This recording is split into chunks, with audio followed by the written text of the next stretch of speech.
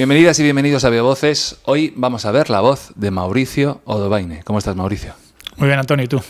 Bueno, yo estoy encantada porque estoy en tu casa, estoy en Silicon Valley, estoy en el norte de California y además te voy a presentar como el responsable de externalización en Meta, lo que antes era Facebook, ¿no? O responsable de externalización de servicios en Meta, Facebook. Y mi primera pregunta es, ¿qué hace un chico como tú en un sitio como este?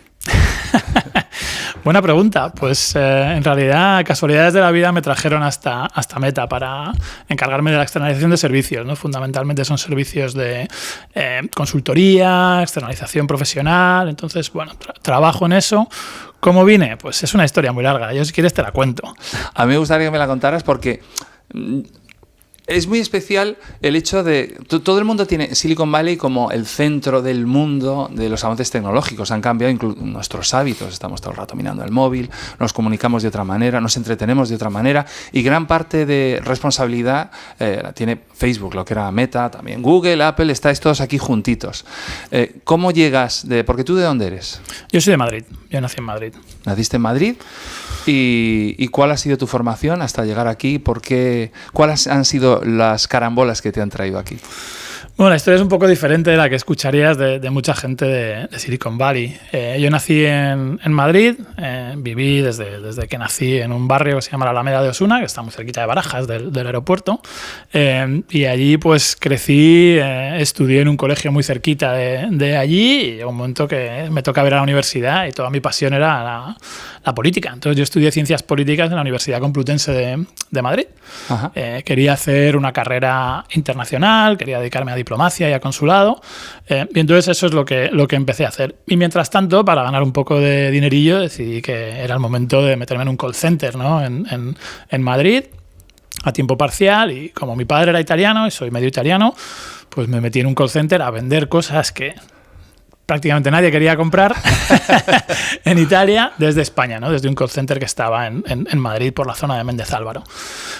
Allí empecé a trabajar, me empezó a ir bien, ganaba dinero y mientras tanto seguía con mis estudios universitarios. Después de la universidad oposité a la Unión Europea, quería hacer un puesto de administración A8 desde Bruselas, ¿no? en la Comisión Europea. Y bueno, fueron unas oposiciones largas, se tardó bastante en sacar las oposiciones, en estudiarlas, y luego eran pruebas muy complejas, pero bueno, las hice. Había 80 puestos para 36.000 personas de toda la Unión Europea, que en aquel momento eran 12 países, y bueno, quedé el 86 y quedé ahí en lista de espera, y en lista de espera me quedé, ¿no? Pero bueno, mientras tanto seguía trabajando en ese call center y por casualidades de la vida en ese call center hubo un momento que ya estaba dando soporte técnico a escáneres y a impresoras de tinta para uno de los clientes de esa empresa. Y bueno, pues se fueron de aquella plataforma en la que trabajábamos en Madrid, se fueron el supervisor de aquella plataforma, que eran unas 200 personas, y los dos siguientes puestos de responsabilidad de esa misma cuenta. ¿Se fueron todos los jefes? Se fueron todos los jefes en la misma semana. Y fue una de esas de decir, ¿qué ha pasado? Y claro, nosotros estábamos allí, los amiguetes, trabajando juntos, y de repente había una reunión muy importante al día siguiente con el cliente en sus oficinas de Ámsterdam, de Holanda. Y por criterios extraños dijeron, que habla inglés. Y entonces me decidieron mandar a mí a esa reunión porque hablaba inglés, era el único criterio que me salvaba, ¿no? Entonces, bueno, fui a esa reunión al día siguiente, siendo un joven muy novato en esos temas, y rodeado de account managers de empresas que trabajaban para ese cliente también. Pero bueno, hablé de lo que sabía, y los clientes se quedaron muy satisfechos y le dijeron a mi empresa, nos ha gustado mucho este chico. Entonces cuando volví me dijeron, vas a ser responsable de la plataforma de supervisor. Y de repente empecé a trabajar con 200 personas, ¿no? Con 200 amigos. Claro, que eran tus compis, que eran mis compañeros y mis compañeras, y de repente me convertí en responsable de la plataforma. Y todo eso, bueno, pues con el tiempo subí más puestos de responsabilidad en esa empresa. Estuve 13 años en esa empresa, ¿no? Esa empresa me enseñó todo, y siempre que... Call center siempre es un mundo complicado, ¿no? Donde se habla mucho de la explotación, del trabajo en el call center y demás, pero bueno, a mí por mi parte también me enseñó un negocio y un estilo de vida. Al final de aquel periplo en aquella empresa, yo ya manejaba varios países, tenía unas 3.000 personas en mi organización, ¿no? Era un tema muy interesante y muy complejo y muy demandante de tiempo. Y llegado cierto momento, un vicepresidente de aquella compañía me contactó, que él ya se había ido y demás, y hacía headhunting, ¿no? Búsqueda de talentos y demás, y me dijo, oye, hay un puesto en PayPal en Irlanda y tal vez te quieres ir allí y puedes probar a hacer las entrevistas, ¿no? Me presenté al puesto y me fui a Dublín, Irlanda. De ahí, pues, muchas más carambolas me llevaron a vivir en las Filipinas, a vivir en Costa Rica durante más de 3 años. Siempre con PayPal, ¿no? Siempre con PayPal, sí. Estuve con PayPal 6 años y medio. Y allí, pues, implanté operaciones, hice un montón de cosas por el mundo.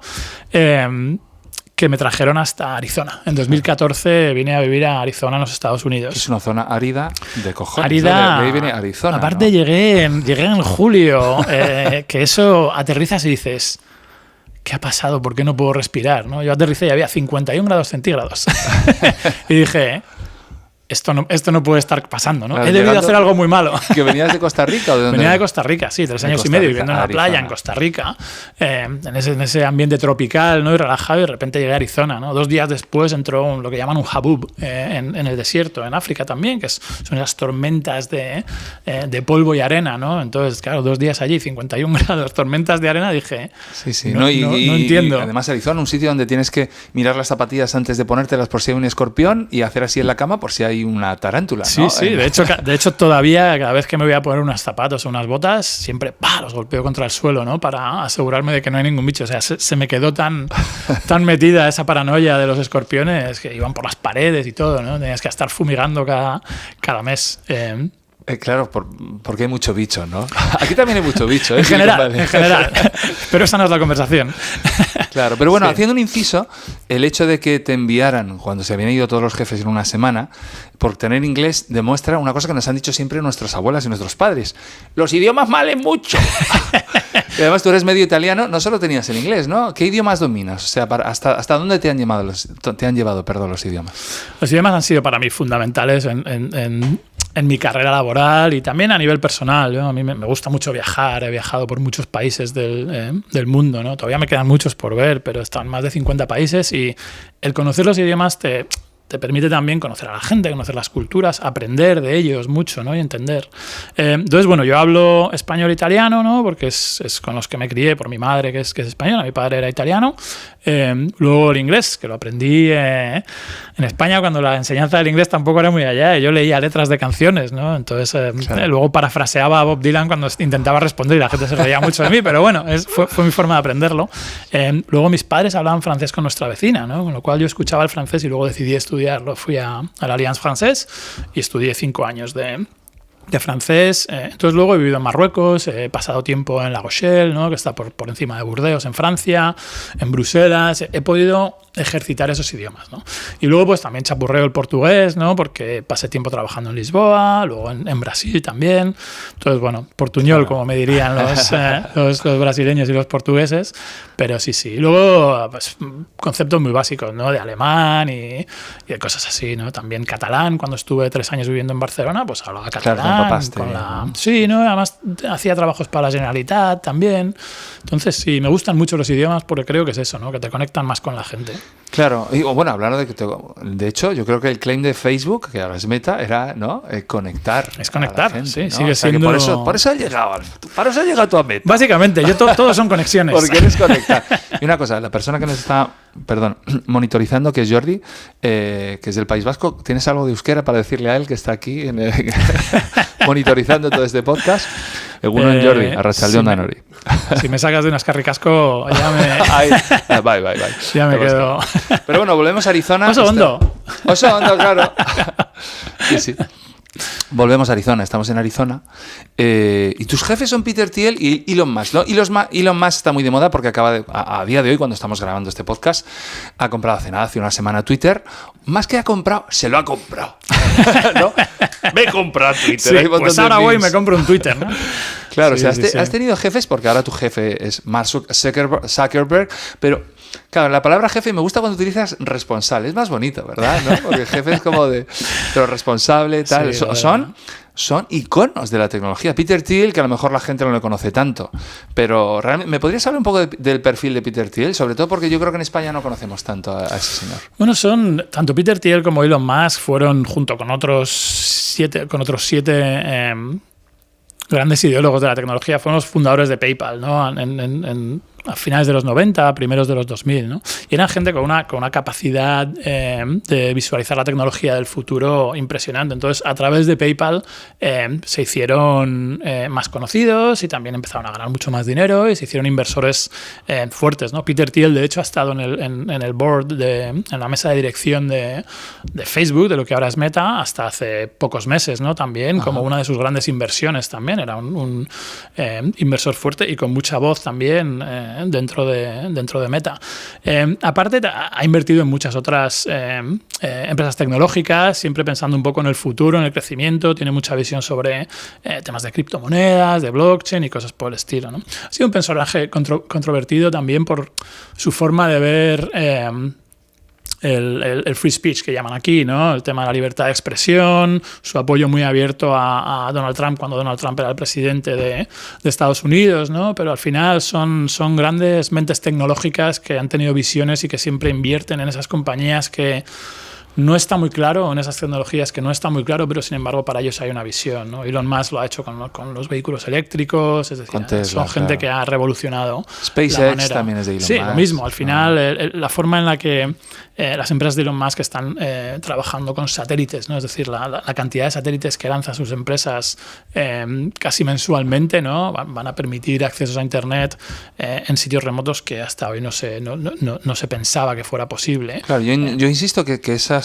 personas, o sea, esos personajazos, diría yo, han cambiado nuestros hábitos.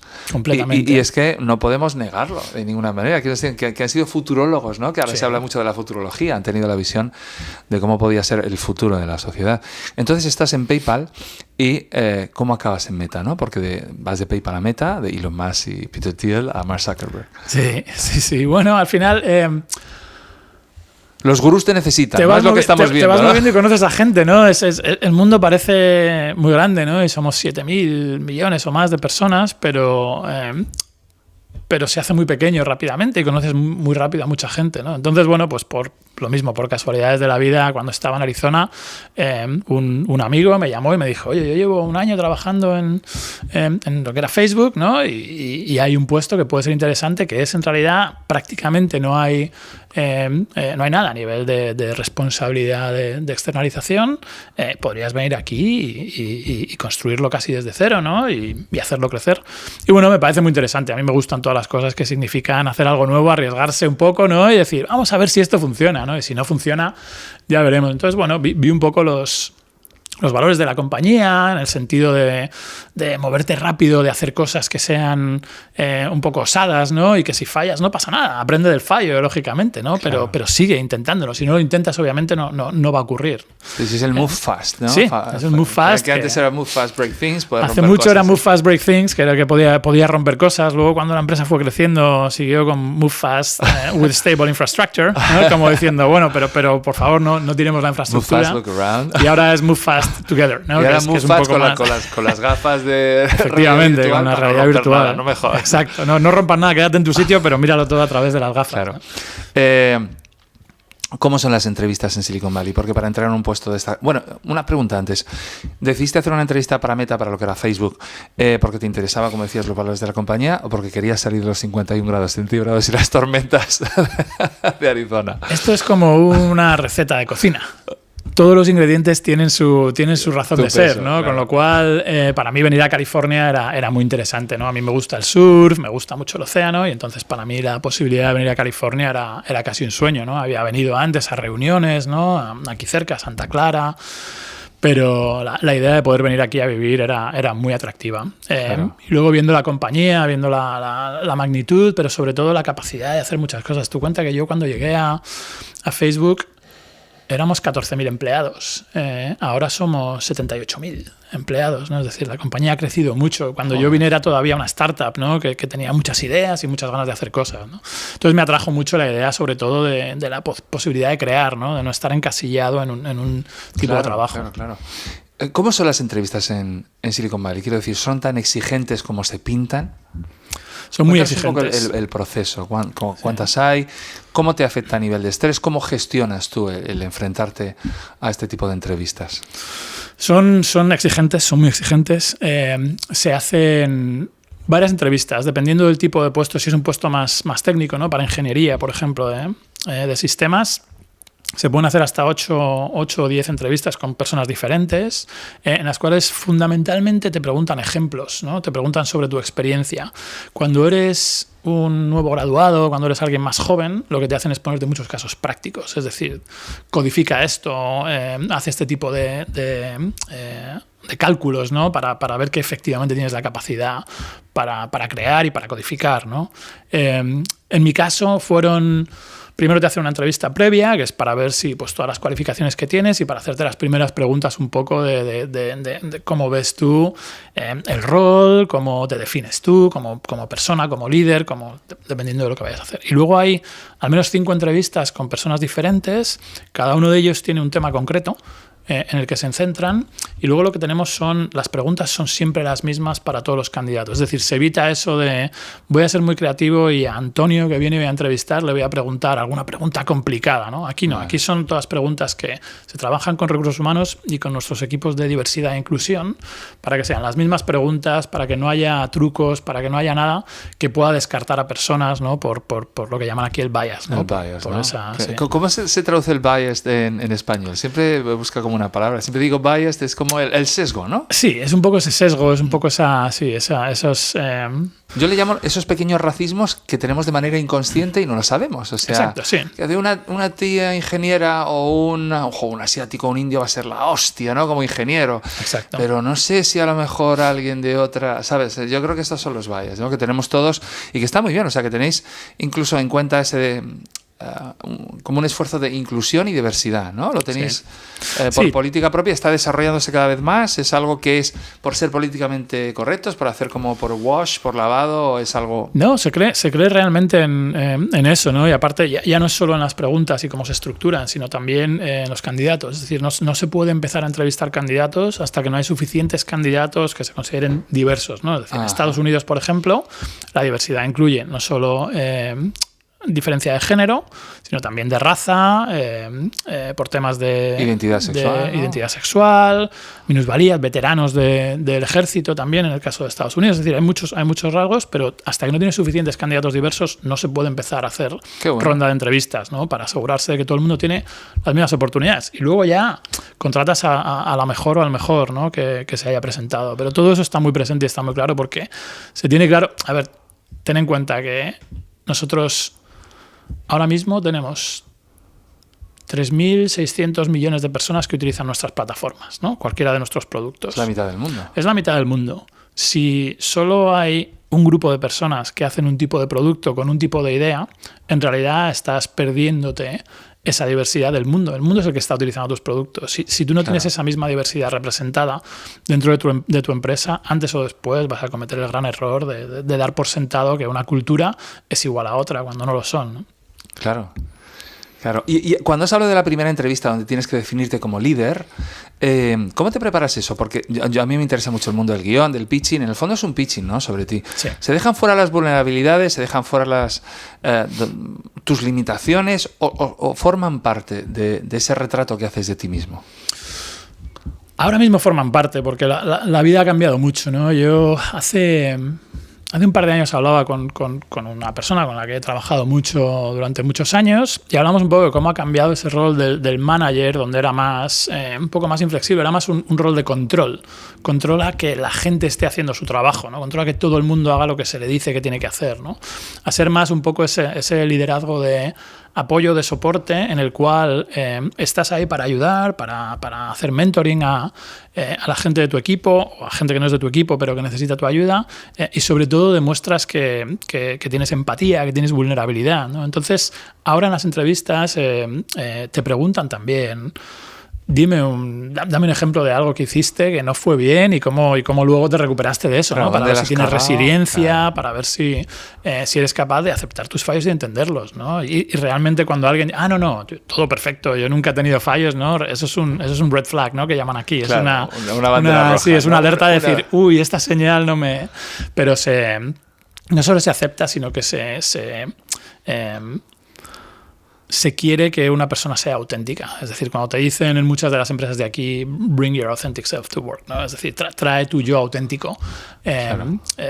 Hasta un alto porcentaje, ¿no? de tu yo auténtico se espera que realmente esté ahí día a día. Entonces, si no lo eres en la entrevista, ya estás perdiendo un poco la capacidad de demostrar que sí quieres y que auténticamente te interesa ese trabajo, ¿no? Que no vas solo a decir, a ver si aquí puedo ganar más dinero. Hay una parte obviamente monetaria, todos trabajamos por dinero si estamos en una empresa con ánimo de lucro, pero tiene que haber también un interés y una pasión, ¿no? Y eso en Silicon Valley se mira mucho, la pasión por el producto, por la misión de la compañía y no solo es un empleo que me va a dar de comer. Claro, ¿cuáles han sido los rasgos de tu perfil que crees que te han hecho encajar tanto en este periplo, ¿no? De PayPal, Meta, Facebook? O sea, ¿tú eres consciente de cuáles son los rasgos que te abren la puerta? Porque tú entras en Facebook cuando era Facebook, que ahora es Meta. Insisto mucho porque luego hablaremos eso de que Meta ahora tiene pues 3 productos estrellas, ¿no? Que son Facebook, WhatsApp e Instagram, aparte de otros productos, pero para diferenciarse, ¿no? Ahora se llama Meta y hablaremos del metaverso. Pero ¿cuáles son los rasgos que tú has visto? Pues en el fondo se me están abriendo estas puertas por estas características mías. Sí, pues fundamentalmente te hablaba antes del tiempo que pasé en un call center, ¿no? Al final, un call center lo que estaba haciendo era atención a clientes y era hablar con muchos clientes de los problemas que tenían, intentar ayudarles a resolverlos, ¿no? En realidad, ahí lo que vas generando es un conocimiento de los servicios que las empresas tienen que prestar, cómo prestarlos, cuando estás intentando dar servicios de alta calidad, cuando tienes que equilibrar los costes de esos servicios, ¿no? Con lo que tú le puedes ofrecer al público, a la gente que utiliza tus servicios, ¿no? Entonces, a partir de desarrollar toda esa capacidad de entender a los clientes, luego desarrollar la capacidad de, primero como proveedor, ¿no? En la empresa en la que estuve 13 años, de esos servicios, y luego en PayPal como comprador de esos servicios, de entender cuál es esa relación con tu proveedor, tú como cliente, qué tipo de cliente quieres ser. ¿Quieres ser un cliente que digas, no, tú solo quiero que hagas esto y va a ser de esta forma? ¿O quieres ser un cliente que en realidad colabore con sus proveedores, ¿no? Entonces, esa capacidad de entender las dos caras de la moneda,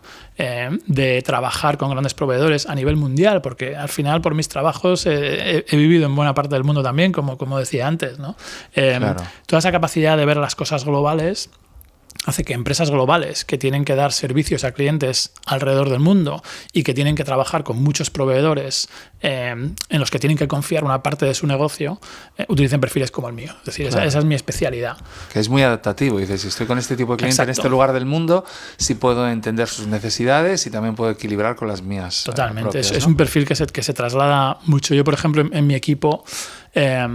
lo que he hecho siempre es contratar personas, desde que estoy aquí en Meta, contratar personas que vengan con diferentes perfiles. Todos han hecho algo de compras, ¿no? Al final lo que hacemos es comprar servicios, ¿no? Todos han hecho algo de compras, pero hay gente que ha hecho compras en farmacéuticas, hay gente que ha hecho compras de temas de hardware, hay gente que ha hecho compras de seguros, ¿no? Cosas por el estilo, compras de servicios para aseguradoras.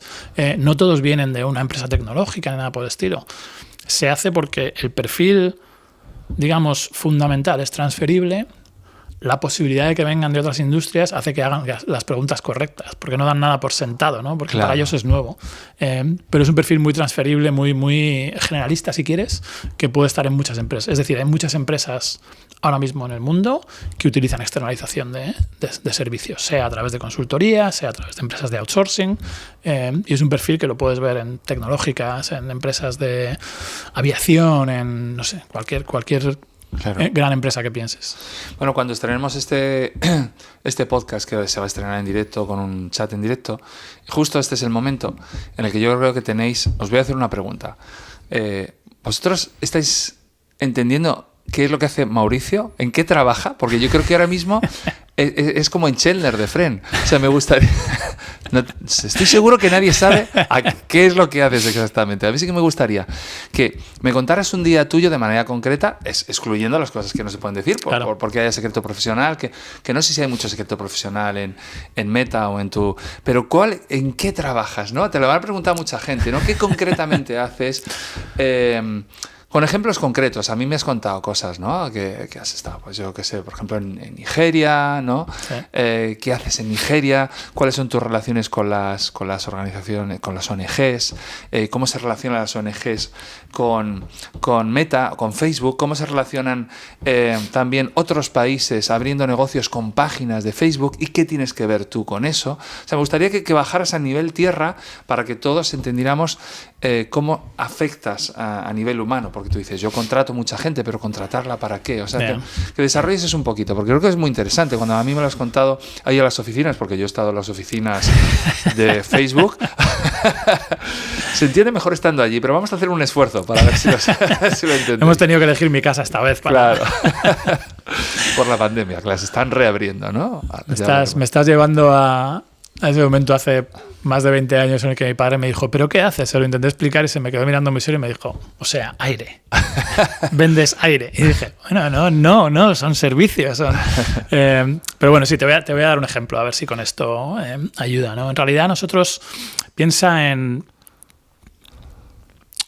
un nuevo producto. Va a ser un nuevo producto, ¿no? Y tienes que ayudar a que ese producto entienda cómo capturar ciertas imágenes, ¿no? Por ejemplo, un producto que es de fotografía y tienes que enseñarle a la inteligencia artificial cómo capturar las diferentes partes de una fotografía. ¿Ese producto es de Facebook o es que lo compráis vosotros? Para Sí, es un producto de Facebook, sí. Es decir, nosotros, por ejemplo, desarrollamos Live, cuando empezó Live, ¿no? Hace los directos, ¿no? como 5 años aproximadamente, ¿no? Los directos. Para tú poder hacer Live y que la inteligencia artificial capture si en ese Live está ocurriendo algo que es fuera de lo normal o que requiere que prestemos más atención porque pueda ser un tema de moderación de contenidos, porque pueda ser un tema de alguna emergencia, algo por el estilo, tú primero tienes que educar en fotogramas a la inteligencia artificial a que entienda esto es un árbol.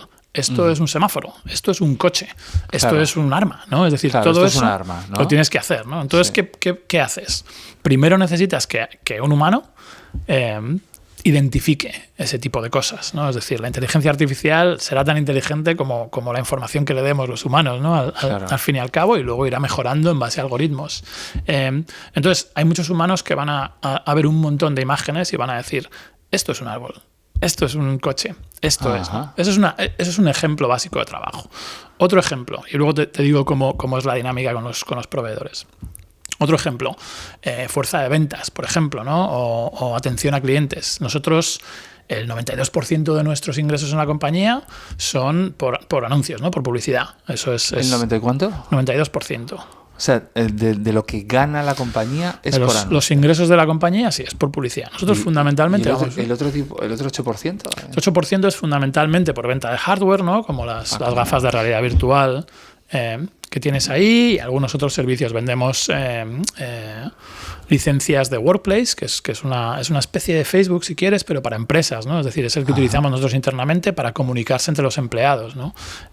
También, entonces, esos son ese otro 8%, ¿no? de ingresos que tenemos en la compañía.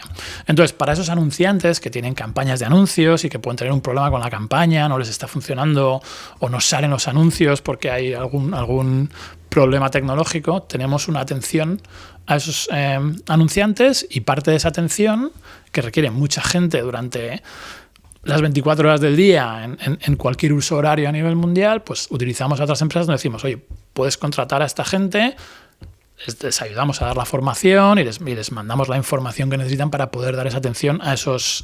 externalizáis ese servicio, ¿no? Externalizamos ese servicio, sí, hay una parte de outsourcing. Y un tercer ejemplo es lo que llaman servicios profesionales, ¿no? Que son las grandes consultoras, piensa en Deloitte, PricewaterhouseCoopers, Ernst & Young, ¿no? Este tipo de consultoras donde puedes decirles, oye, temas de impuestos, ¿no? Trabajamos en muchos sitios del mundo, hay que pagar impuestos en todos los países y cada legislación de impuestos es casi diferente por país, ¿no? En el mundo. Claro. Nosotros no tenemos la capacidad de poder hacer todo eso y de poder prestar atención a cada cambio legislativo de cada país del mundo. Entonces contratas a una empresa consultora especializada en tasas, ¿no? Por ejemplo, en impuestos a nivel mundial, y que te ayuda a que nunca, digamos, entres en falta, por así decirlo, ¿no? Con las haciendas del mundo. Y en este abanico que estás dibujando, tú puedes hacer las tres cosas. Quiero decir, estás eres responsable de externalización en todos estos ámbitos. En todos, ¿no?, esos ámbitos. O sea, no te tienes que especializar, en el fondo tienes que tener la visión global de... Exacto. Al final son relaciones con proveedores, sí que tienes que entender un poco el ámbito para saber lo que quieres contratar, porque mi equipo lo que hace es también gestionar, tanto buscar a las empresas correctas, tenemos que buscar a las mejores empresas. Darles formación, supongo, ¿no? Sí, pero antes de eso tenemos que seleccionar entre todas las empresas, pues seleccionas a la empresa o las empresas que te vayan a prestar el servicio, tienes que negociar con ellos cómo va a ser. Suelen ser servicios salvo los de consultoría, que tienen una duración un poco más corta, pero son servicios de 3-5 años, con lo cual estás firmando contratos en los cuales vas a estar mucho tiempo trabajando con esas empresas, tienes que negociarlo todo, firmar contratos muy largos, ¿no?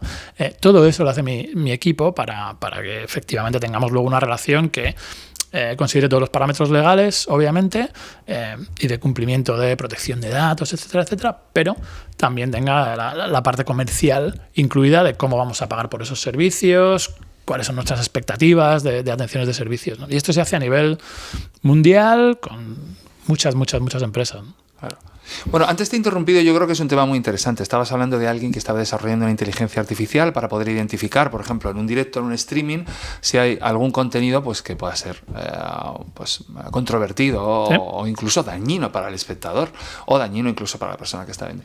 Eso, lo que me estabas hablando es que lo externalizáis con ingenieros o lo desarrolláis, porque vosotros también tenéis desarrollo ingenieril dentro de la compañía porque el Oculus, por ejemplo, ¿lo habéis externalizado? ¿O dices, no, esto lo hago yo desde mi laboratorio con mis ingenieros? O sea, ¿cuáles son los criterios por los que decidís externalizar algunos servicios o productos y otros no?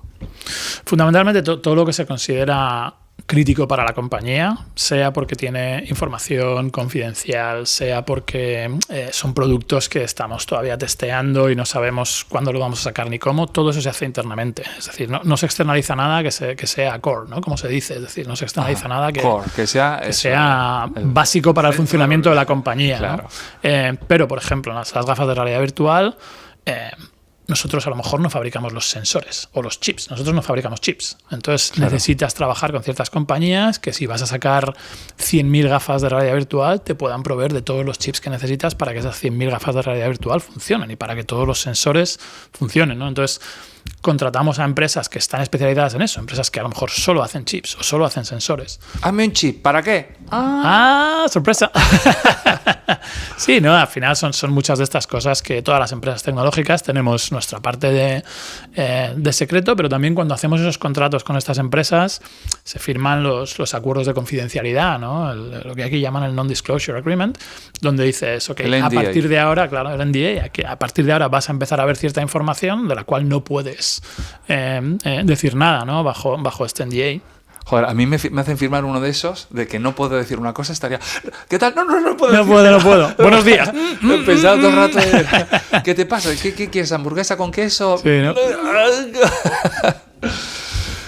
Oye, me voy a echar un vasito de agua, ¿te parece bien? Sí, perfecto, adelante. Sí, estás en tu casa. Estamos saliendo de lo que es la pandemia. ¿Cuáles han sido los desafíos de si sois 74.000 personas en Meta trabajando para seguir manteniendo las plataformas durante la pandemia? ¿Qué ha pasado? ¿Cómo lo habéis hecho? Bueno, yo creo que como todas las empresas hemos tenido que revisar un poco la forma en la que hacemos las cosas, ¿no? Desde el punto de vista de que no puedes tener a gente en los centros de datos, no puedes tener a gente en las oficinas todo el tiempo, ¿no? Y tienes que depender mucho de hacer las cosas en remoto. Entonces, bueno, nos hemos tenido que adaptar. Afortunadamente teníamos una infraestructura muy sólida antes de la pandemia, con lo cual tanto nosotros como todos nuestros proveedores hemos sido muy rápidos en decir, ok, esto ha cambiado, tenemos que hacer esto en remoto.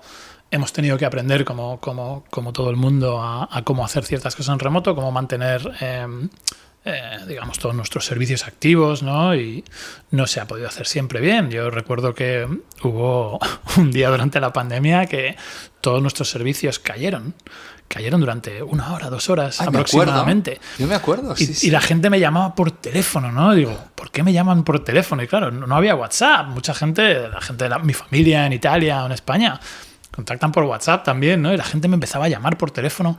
¿Qué habéis hecho? ¿Qué ha pasado, no? Bueno, se cayeron también nuestras herramientas internas, es decir, se cayeron todos nuestros centros de datos por un mantenimiento que estábamos haciendo y que lo hicimos en remoto porque no todo se podía hacer de forma presencial como se estaba haciendo antes de la pandemia, ¿no?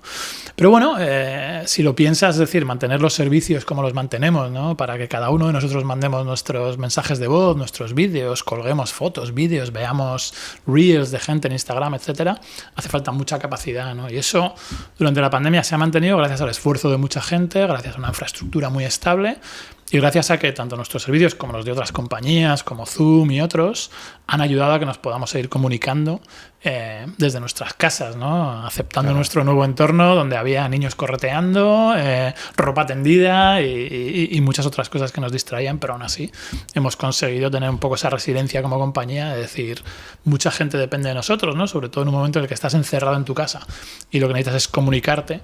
Nosotros lo que creamos es justo eso, ¿no? Es contacto y comunicación. Entonces ha habido que adaptarse mucho a eso, a poder hacer las cosas desde el salón de tu casa, controlando un centro de datos inmenso del que pueden depender cientos de millones, ¿no? de personas. Claro, es que has pintado, o sea, el hecho de que nuestras notas de voz, nuestras fotos, aunque todo esté encriptado, ¿no? O sea, aunque se respetan las privacidades, ¿Sí? Todos los mensajes que mandamos, los emoticonos, todo esté en centro de datos, me lleva a la siguiente pregunta. Habrá gente que no sepa lo que es un centro de datos. Y tengo 3 preguntas enlazadas. ¿Qué es un centro de datos? ¿Has estado en alguno? Y si has estado en alguno, ¿cuál ha sido el que más te ha impresionado? Y descríbeme qué es lo que más te ha impresionado. ¿Hay centros de datos en España? Sería la tercera pregunta. ¿O estáis planeando hacer algún nuevo centro de datos? Recuerdas que hice políticas, ¿no? Trabajo en una empresa tecnológica, no soy tecnológico. Un centro de datos fundamentalmente es llámalo un edificio inmenso, una nave industrial gigante llena de servidores, ¿no? Los servidores es por donde pasa y circula la información, por donde circulan los datos, ¿no? Son estas grandes armarios llenos de cables enchufados, ¿no? Donde circula un montón de información. Entonces todo eso que queremos hacer cada vez que abres tu Instagram y quieres ver un vídeo en el momento. O sea, no puedes esperar a que el vídeo se cargue. Ya no nos acordamos, ¿no? De cuando los vídeos se hacían así y se iban cargando, ¿no? Claro. Para que todo eso ocurra al instante tienes que tener muchos centros de datos con muchos de esos servidores para que la capacidad de un vídeo en cargarse, en que tú lo puedas ver, sea al instante, ¿no? Vaya muy rápido. Entonces, todas esas grandes superficies con los servidores necesitan estar en unas circunstancias, digamos, climáticas, de humedad, de temperatura muy específicas para que todos los sistemas funcionen, ¿no? Si hace, por ejemplo, mucho calor y tienes todos esos servidores funcionando, que ya de por sí generan mucho calor también, llega un momento que se bloquean y caen todos los servicios, ¿no? Entonces tienes que mantenerlo perfectamente refrigerado. Nosotros lo que hemos hecho es que todos nuestros centros de datos son 100% sostenibles, ¿no? Es un esfuerzo económico que tienes que hacer, pero es lo correcto, ¿no? ¿Qué significa 100% sostenible? O sea, ¿medioambientalmente tienen menos impacto? Medioambientalmente tienen menos impacto y todo lo que se utiliza allí se recupera. Es decir, las aguas que se puedan utilizar en ese edificio todas se recuperan. Tenemos unos sistemas subterráneos por los cuales reutilizamos esas aguas, ¿no? para los baños, para todo, ¿no? Es decir, todo eso se utiliza, o para regar zonas de campo, ¿no? Todo ese tipo de historia. Entonces, todo se recupera y se reutiliza. O sea, si por ejemplo un empleado del centro de datos que está vigilando, que yo siempre me imagino a alguien así con el pelo largo, va paseando, va a mear, ese mismo pis puede refrigerar un servidor donde está una foto mía. Por ejemplo. Ya lo decían los toreros muertos con mi agüita amarilla, en realidad. Claro. Es decir, es un tema que... Pablo Carbonell, si estás viendo esto, nos acordamos de ti. Vale, perfecto. Vale, me parece maravilloso. Y esos centros de datos también tendrán que irse ampliando, porque cada vez pues trabajamos con más datos, ¿no? Sí, también la tecnología cambia y lo que antes eran servidores inmensos, que podían ser como una nevera básicamente para poder tener un número pequeño de ordenadores, ahora obviamente la capacidad es mucho mayor en un espacio más reducido, ¿no? Pero sí, siguen creciendo.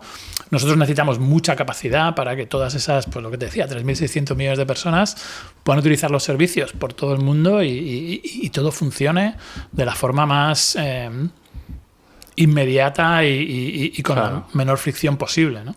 Entonces, bueno, nosotros seguimos creando y de hecho en España hemos anunciado hace pocas semanas que en España pues tenemos pensado invertir más, ya no solo en las oficinas que tenemos en Madrid, que vamos a duplicar esa capacidad y vamos a contratar más personas allí, pero también gente que trabaje en remoto desde España. Vamos a crear un hub, ¿no? Un centro técnico también, pues para ayudar a gente a acercarse más a la tecnología, pequeñas empresas empresas, ¿no? Las pymes también, que puedan entender mejor cómo utilizar la tecnología para sus propias empresas. Y también hemos anunciado que estábamos trabajando en crear un centro de datos en Castilla-La Mancha también, un gran centro de datos en Castilla-La Mancha. Que es la tierra del Quijote, o sea, que más quijotesco que crear un centro de datos, ¿no?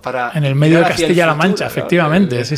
¿Se sabe más o menos dónde en Castilla-La Mancha? Se hablaba de Talavera, de la zona de Talavera, de la Reina y demás, pero bueno, no sé si se ha cerrado, sinceramente, no es una parte que lleve yo. Sí que la idea es que entre eso, ¿no? Y los empleados de la oficina y demás, contratemos unas 2.000 personas, ¿no? en Meta en los próximos 5 años, ¿no? Obviamente esos edificios son edificios. Si estáis buscando curro. Bueno, ¿y tú has estado en algún centro de datos que te haya impresionado? ¿O no, yo de Meta no he estado en centros de datos. No he estado en centros de datos de Meta. He visto centros de datos en el pasado, pero por lo que entiendo de las características de Meta es otro mundo, ¿no? Claro. Es otro mundo, pero también los accesos son muy, muy, muy restringidos en esos centros de datos, porque obviamente la criticalidad de lo que se hace y de la información es para tener mucho cuidado, ¿no? Me gusta mucho esa palabra, criticalidad, ¿no?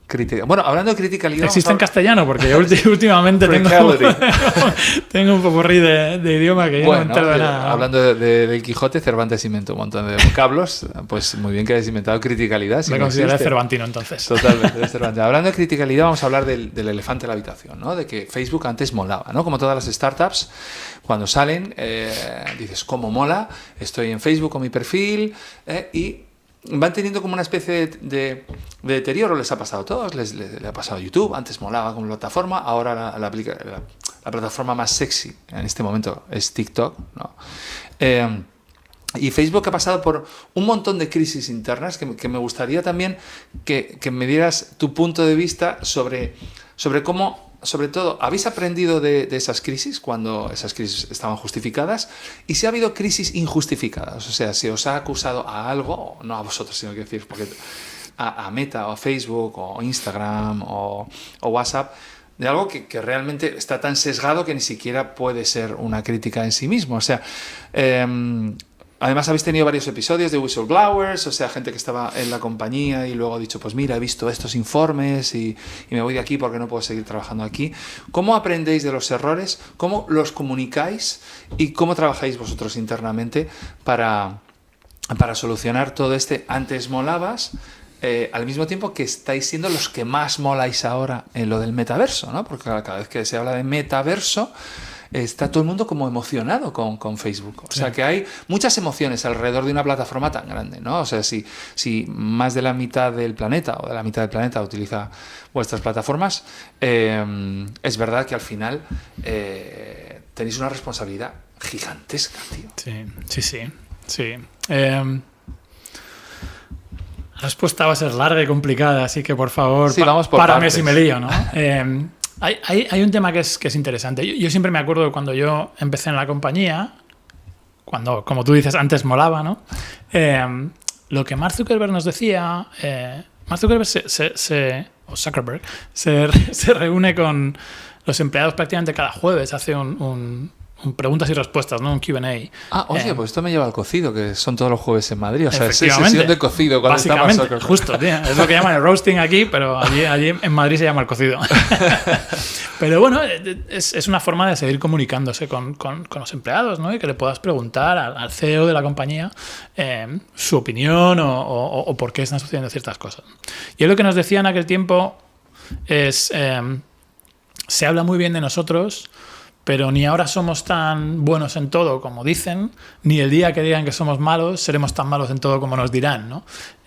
Y es una forma de eso, ¿no? Al final, cuando eres una startup, todos son halagos y flores, ¿no? Y de repente, cuando vas creciendo como compañía, pues hay mucho más escrutinio, lo cual me parece bien. Es decir, a las compañías grandes hay que también escrutarlas, hay que ver si están haciendo lo correcto y si lo están haciendo de la forma en la que se debe hacer. Entonces, bueno, eso era un poco anecdótico en su día, pero se ha convertido en esa realidad en la cual... Un profético, ¿no? Por una serie de cuestiones, lo que ocurrió con esto de Cambridge Analytica, las elecciones en Estados Unidos, ¿no? Pues se cuestionó mucho el rol de las empresas de medios sociales y especialmente Facebook, ¿no? En aquel momento. Entonces, bueno,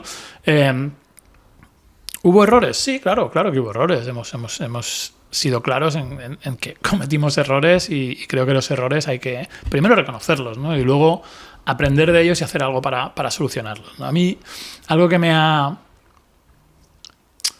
gustado siempre de esta compañía y que me sigue gustando y que después de 6 años y medio en la compañía me hace todavía querer seguir en esta compañía y me motiva mucho, es el ver cómo cuando se cometen grandes errores, cuando hacemos algo y decimos, ¿cómo se nos ha podido pasar esto? ¿O por qué ha ocurrido esto? Desde todos los niveles de la compañía, desde los niveles más altos de la compañía, hay una voluntad por no solo solucionarlo, sino hacerlo mejor, ¿no? Por decir, ok, así se soluciona y además así es como vamos a intentar hacerlo mejor o que no vuelva a ocurrir, nada por el estilo, ¿no? Es muy complicado, ¿no? Al final estás trabajando con muchas personas en muchos países que tienen culturas diferentes, niveles de aceptación diferentes de lo que es la libertad de expresión, las imágenes, lo que se puede ver, lo que no se puede ver, ¿no?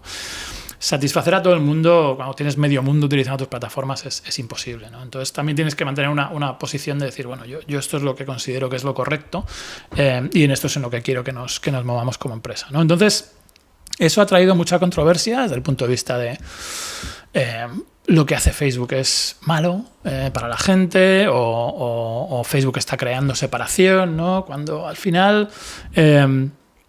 Bueno, yo creo que la separación, los humanos somos los que decidimos si queremos discutir, si queremos no discutir, etcétera, ¿no?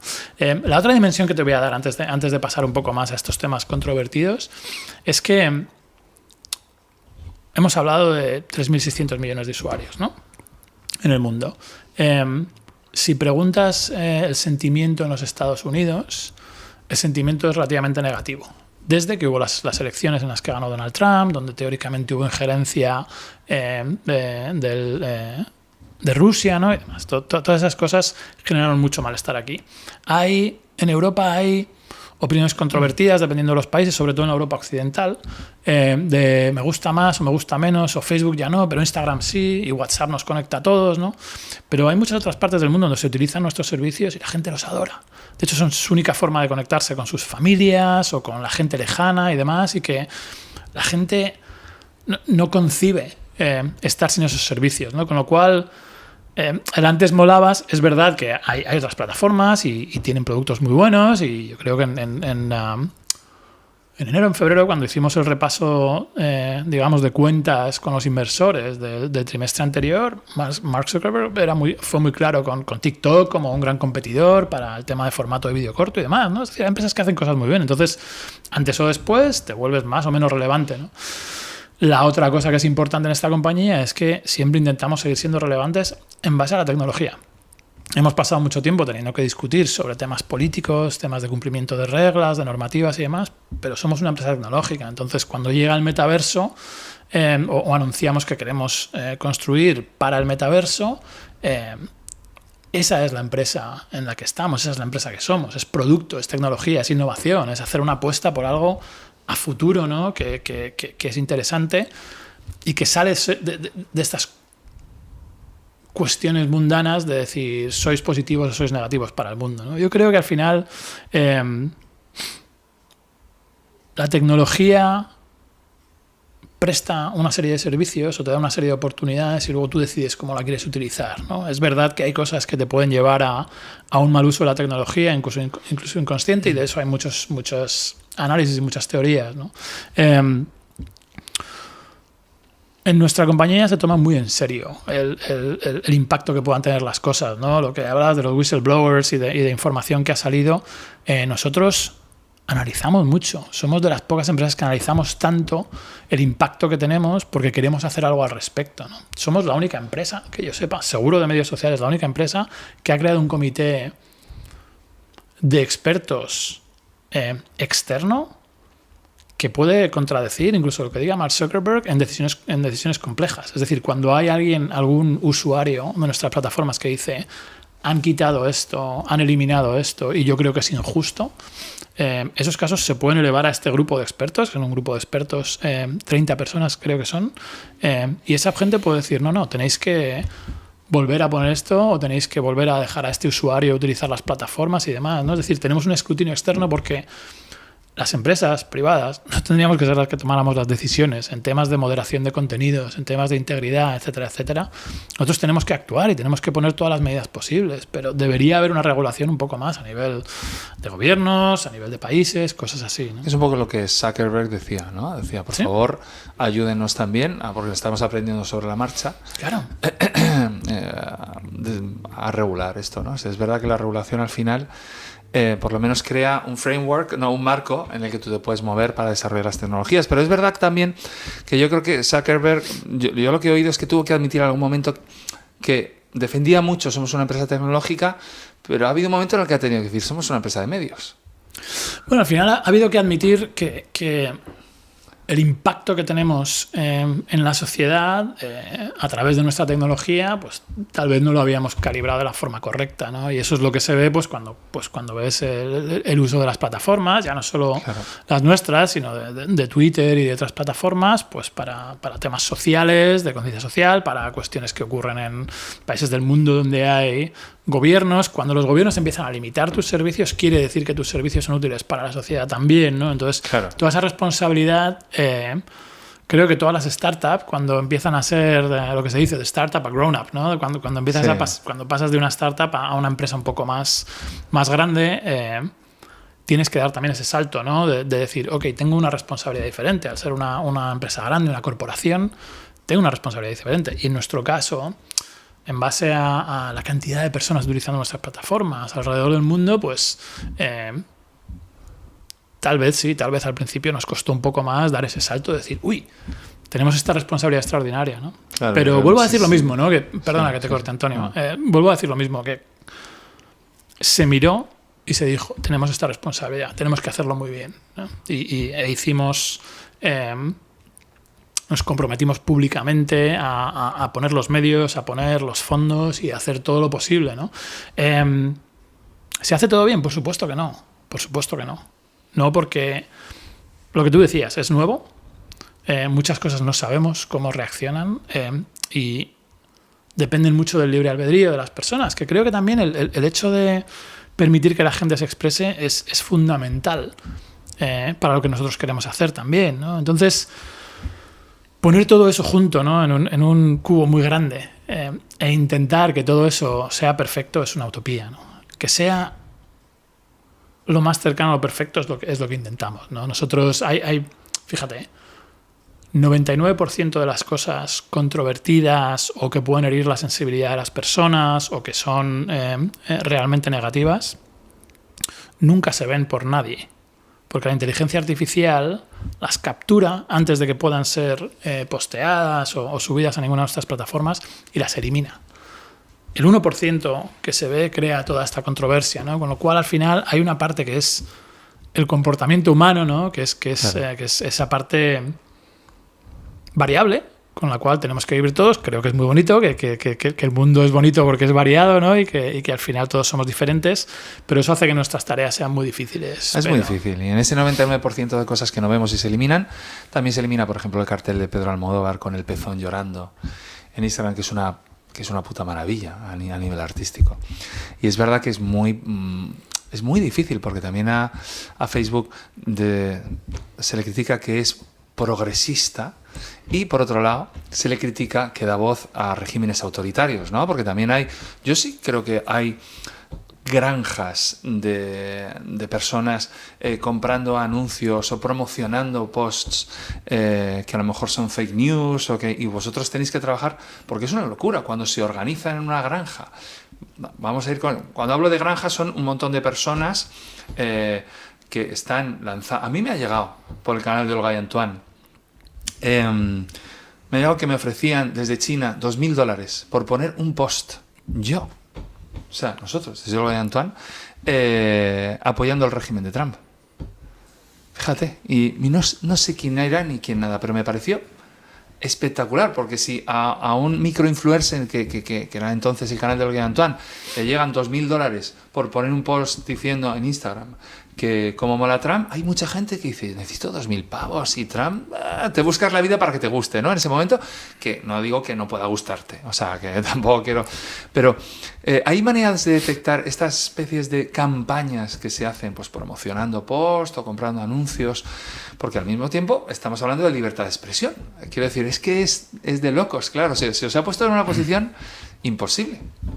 Es muy complicado porque al final es justo lo que tú dices, ¿no? La libertad de expresión, la forma de hacer ese anuncio, la forma de contactarte, cómo te lo ofrezcan, ¿no? Hay matices tan sutiles que pueden hacer que sea legal o ilegal. Claro. ¿Cómo capturas eso? Es decir, la inteligencia artificial es muy potente, pero tiene sus límites también. La inteligencia artificial no puede llegar a todos los matices de tú cómo expresas algo en un idioma concreto, ¿no? Y cómo una palabra puede querer decir muchas cosas a la vez, ¿no? Entonces es un trabajo que se hace muy complicado. Somos miles y miles de personas, tanto empleados como a través de nuestros proveedores y de nuestros partners, que intentamos mejorar cada día y hacer que la inteligencia artificial, nuestros sistemas aprendan. La cuestión es que también la gente que quiere hacer el mal, ¿no? Y que quiere utilizar las plataformas para expandir un poco ese mensaje negativo, esa polarización, aprenden también de lo que ha hecho que les capten, que sepan que lo que han hecho es ilegal y lo modifican hasta el punto de que consiguen pasar esa línea, ¿no? Entonces vuelves a tener que aprender, ¿no? Es un poco... Piensa en lo que eran antes los grandes robos, ¿no? Hace 5, 6 y 7 décadas, ¿no? Los grandes robos de bancos o de cuadros y demás. Los ladrones eran mucho más inteligentes, ¿no? Y los sistemas de seguridad siempre van por detrás. Piensa en lo que son hoy los antivirus. Los antivirus no son ni más ni menos que una reacción a los virus. Es decir, claro, llega un virus, alguien inventa un virus o inventa una nueva forma de hackear y a partir de ahí, en muchos casos, no siempre, ¿no? Obviamente estas empresas cada vez se anticipan más, ¿no? Pero a partir de ahí se crea una solución para ese nuevo virus que no se conocía, ¿no? Y es así. Entonces, en tecnología, si alguien quiere hacer algo y hacer un mal uso de la tecnología, lo va a hacer. Cómo de rápido lo captures y sobre todo cómo solucionas ese problema para que no se pueda reproducir en el futuro es lo que en muchos casos tenemos que hacer las empresas tecnológicas, ¿no? Pero es difícil, es mucho más fácil en una imagen fija que en un vídeo. Claro. Es mucho más difícil en un live, es decir, en un directo, que en un vídeo pregrabado, donde tienes una serie de fotogramas, donde puedes ir capturando, ¿no? Por los clips. Es mucho más difícil en voz, es decir, en algo que tú estás escribiendo y que puede tener esos matices del lenguaje, que en algo que es visual, ¿no? Es decir, yo puedo estar diciéndote algo a ti, Antonio, porque te conozco y te puedo hacer una broma. Claro. Y tú la interpretas bien. El sistema no sabe si cuando yo te he dicho esta palabra no tiene mi sentido te estoy de humor, ofendiendo. vamos. Exacto, el sistema no tiene tu sentido de humor, es imposible. Prácticamente nadie lo tiene. Sí, es complejísimo, es apasionante. ¿Tiene sentido lo que estoy explicando? Espero no, a veces sí. me meto en mi mundo. Sí, yo creo que tiene mucho sentido. Yo creo que es súper necesario hablar de lo que hablamos porque quiero decir que es una cosa que solo le ocurra a Facebook, o sea, le ha ocurrido a YouTube, ha tenido varios apocalipsis, también con los anunciantes, que es un tema que justo antes de entrar al metaverso, como has hablado que el 97% de vuestra revenue viene de los anunciantes. 92, no, perdón. Tienes una inteligencia artificial también para los... para los números. Para los números. Trabaja en compras, tío. Claro.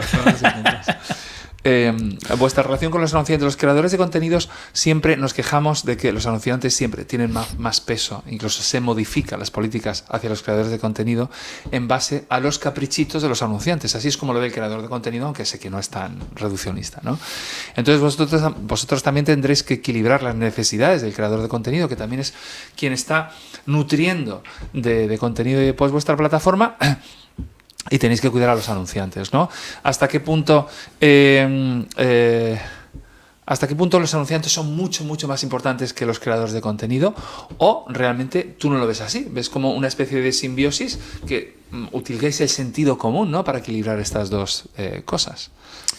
Sí, yo creo que es más lo último que has dicho, Antonio. Creo que intentamos mantener ese equilibrio entre ambas cosas, ¿no? Nosotros el año pasado, a mediados del año pasado, cuando anunciamos el cambio del nombre de la compañía a Meta, ¿no? y nuestra apuesta por el metaverso, también anunciamos inversiones muy fuertes en los creadores de contenido, ¿no?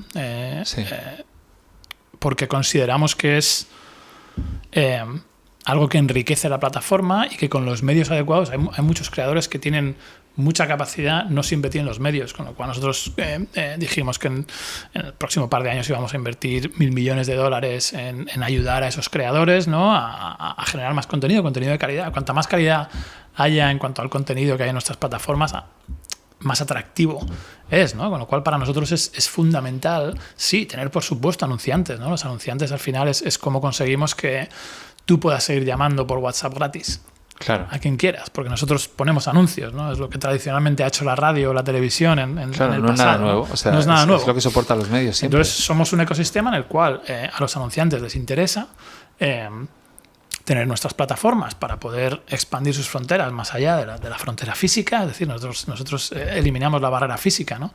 Para que sus anuncios los puedan ver en cualquier parte del mundo. Lo cual a las pequeñas empresas les interesa mucho, pero los creadores son quienes traen el contenido y cuanto más avanza el mundo, hemos estado hablando antes de TikTok, ¿no? Cuanto más avanza el mundo de los medios y de cómo los utilizas, más visuales se convierten. Cada vez tenemos menos capacidad de atención y para esos cortos momentos de atención necesitamos algo muy visual, ¿no? TikTok al final son formatos cortos, Reels en Instagram son formatos cortos, ¿no? Y sin embargo hay un boom de este tipo de formatos de podcast de 2 horas.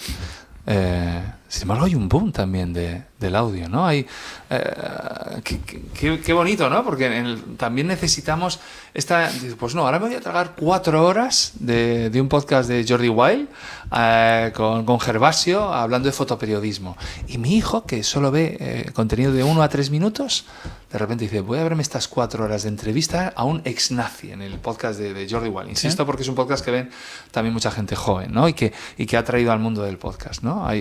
Es muy bonito porque la tecnología, hay tantas personas en el mundo que hay espacio para que todos los formatos, ¿no? tengan su hueco, ¿no? Sí, y también para que te permitan consumir el contenido cuando quieres y de la manera en la que tú quieres, ¿no? Es decir, muchos de estos podcasts que pueden durar 3 y 4 horas también están un poco abrazando esa idea de la imagen y la voz, ¿no? Donde tú dices, lo voy a escuchar en la plataforma en la que quiera escuchar música y demás, porque solo quiero escuchar voz mientras paseo, mientras camino, mientras me siento, ¿no? Pero también te ofrezco la imagen por si lo que quieres es ver todavía esta entrevista, esta conversación, digamos, en vídeo, ¿no? Claro. Pero te da la posibilidad también de decir, he escuchado, yo hace poco estaba escuchando, el fin de semana pasado, estaba escuchando un tema muy interesante del CEO de MicroStrategy sobre cripto y ese tipo de cuestiones, pero son 4 horas de conversación.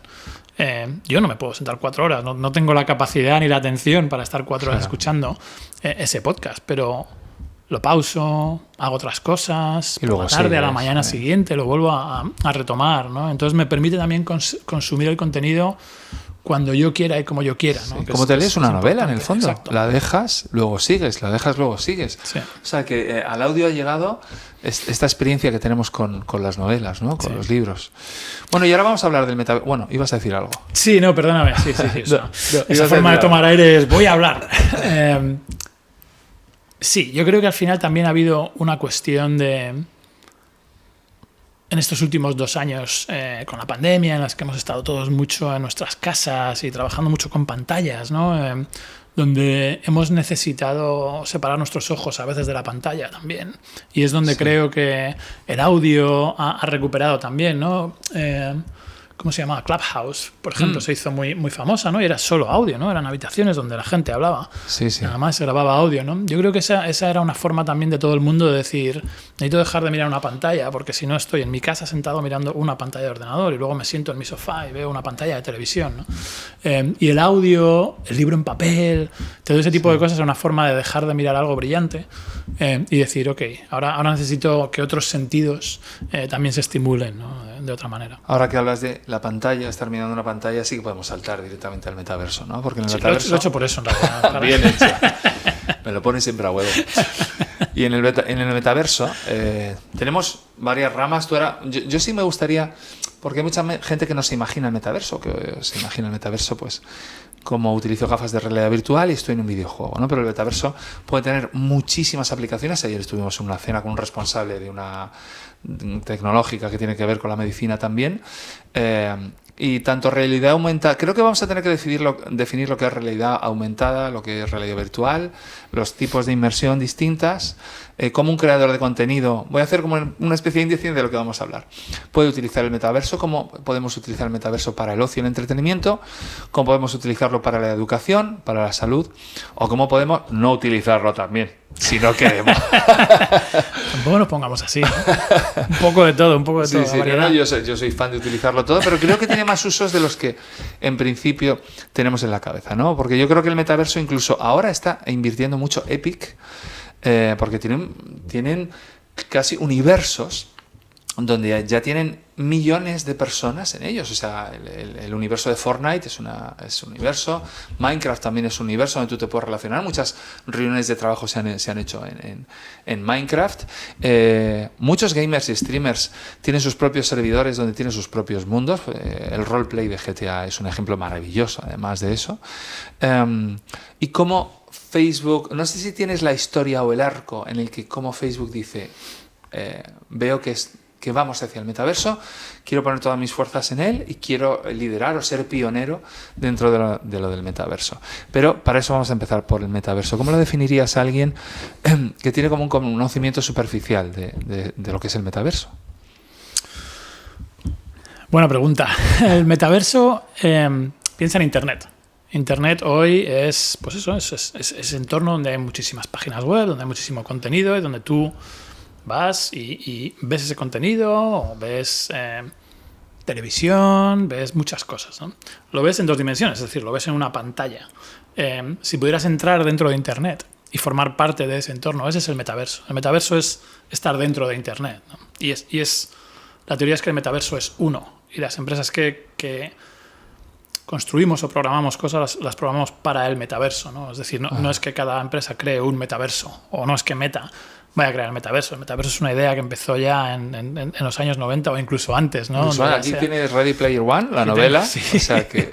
sí. Entonces, bueno, es un concepto que viene de muy largo y que es ese universo en el que te relacionas. Te relacionas a nivel laboral, a nivel social, a muchos niveles de tu vida, y donde utilizas un contenido virtual para establecer esas relaciones, un poco con lo que hablábamos antes, ¿no? Es la forma de poder seguir comunicándote y estando más cerca de la gente con la que quieres estar, sin tener que contar con las barreras físicas que eso implica, ¿no? Yo creo que los 2 años de pandemia nos han enseñado la importancia de eso, ¿no? El tener que estar encerrado en un sitio y que las paredes de esta casa, yo he estado en esta casa metido toda la pandemia prácticamente, ¿no? He ido unos días allí a España a ver a la familia, ¿no? Pero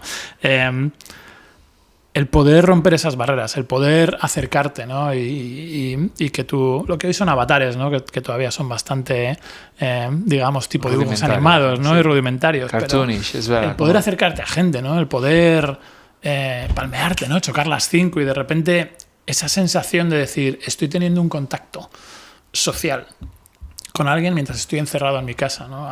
Ya no hay unas barreras físicas que me lo impidan. Es lo que creo que ha hecho que el metaverso se convierta más interesante. Pero es fundamentalmente eso, es entrar dentro de Internet y a partir de ahí hacer lo mismo que hacías en Internet, que es leer contenidos, leer información, comunicarte, hablar, jugar. Comprar, sí. Claro. Hay muchísimas posibilidades, ¿no? Pero hay posibilidades que todavía es muy naciente. Como concepto está en ello y nosotros lo hemos dicho muy claramente. Es decir, esto van a ser 10, 15 años hasta que realmente tengamos conciencia de el metaverso como tal y tengamos un metaverso, tecnológica, ¿no?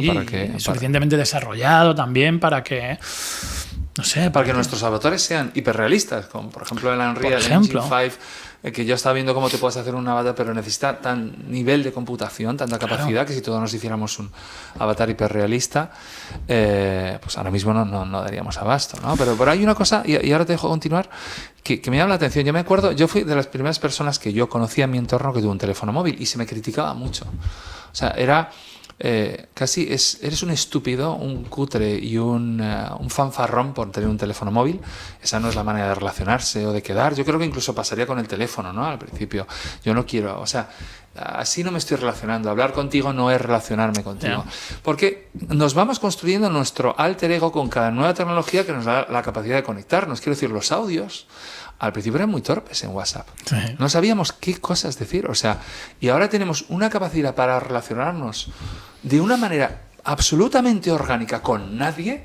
Tenemos un aparatito y hablamos de una manera emocional, hablamos de una manera... es como si tuviéramos a la persona delante. Hemos desarrollado la capacidad de que un audio te emocione. Que es lo que yo siempre hablo, cuando hablo del metaverso, que dicen, es que eso es lo que yo, esa frontera nunca la voy a cruzar porque nos deshumaniza. Cuando siempre el ser humano lo que busca es, si no puedo estar contigo, ¿de qué manera puedo estar contigo, conectarme contigo, ¿no? Y esta defensa a favor del metaverso no es a favor de Meta, o sea, porque no estoy haciendo proselitismo de la compañía, sino de cómo las tecnologías, porque también me decían, que esto lo hablaremos, si el mundo está muy jodido y ni siquiera somos capaces de arreglarlo, ¿por qué estamos creando otro mundo, ¿no? Que tú ayer me decías, a lo mejor estos dos mundos se ayudan el uno al otro, ¿no? Sí. Piensa en aplicaciones de la tecnología y si pensamos en el metaverso también, de cómo el metaverso puede evolucionar. Mira, un ejemplo muy, muy simple. La semana pasada estaba viendo un grupo aquí en California que se dedica a dar formación a futuros soldadores a través de realidad virtual. ¿Qué hacen con eso? Lo que hacen es que les enseñan primero todos los conceptos básicos de seguridad de la soldadura. Al final la soldadura tiene una serie de riesgos, ¿no? y unos componentes que pueden poner la vida de una persona a riesgo, ¿no? Entonces empezaban con soldaduras, luego empezaban también con cortes con radial, ¿no? Con máquinas de corte de metales y demás. Primero todo eso lo haces con los mandos de tu realidad virtual y te acostumbras a dónde están los seguros de esas máquinas, cómo se carga digamos el bastón que pones para hacer la soldadura, cuándo lo tienes que encender, dónde no tienes que apoyarte cuando alguien está soldando, ¿no? Yo trabajé de ferralla un tiempo y en una de estas que estaban soldando yo tenía un brazo apoyado en una parte de la plataforma metálica y otro en la otra. Sentí como que los codos me daban con las orejas. O sea, de verdad, me pegó una descarga que eso a alguien con un corazón un poco más débil, a alguien más mayor y tal, le puede dar un ataque serio, ¿no? Al final. Claro. Entonces, con eso aprendes a cómo hacerlo seguramente, ¿no? Ese es un ejemplo.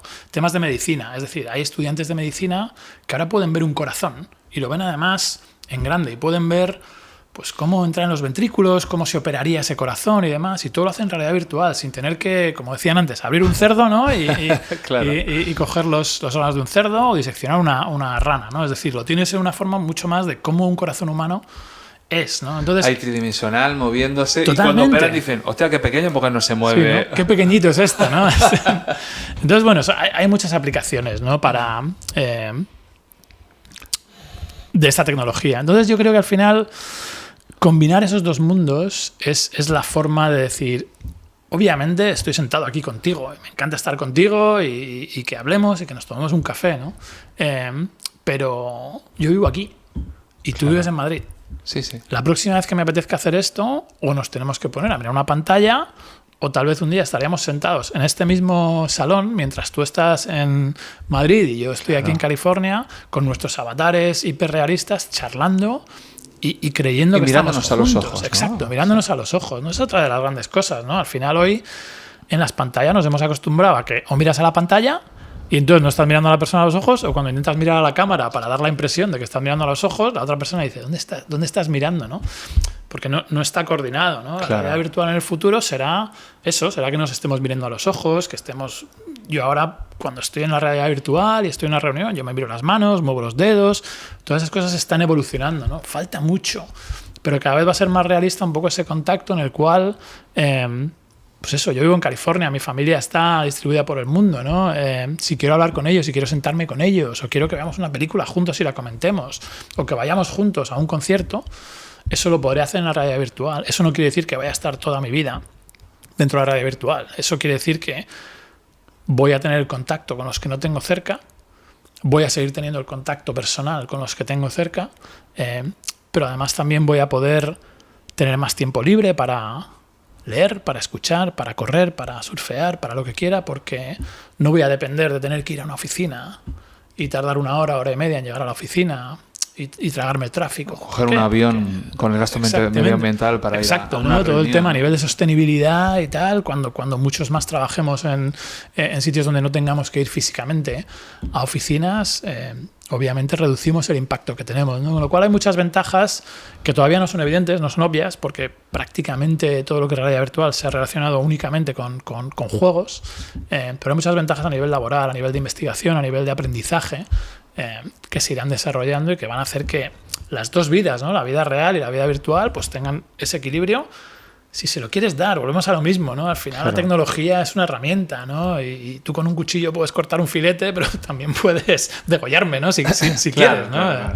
A nivel de relaciones afectivas, quiero decir que muchas parejas que están fuera durante tiempo, que afectivamente necesitan la tecnología, incluso para tener relaciones sexuales, quiero decir que esto no lo estoy diciendo como broma.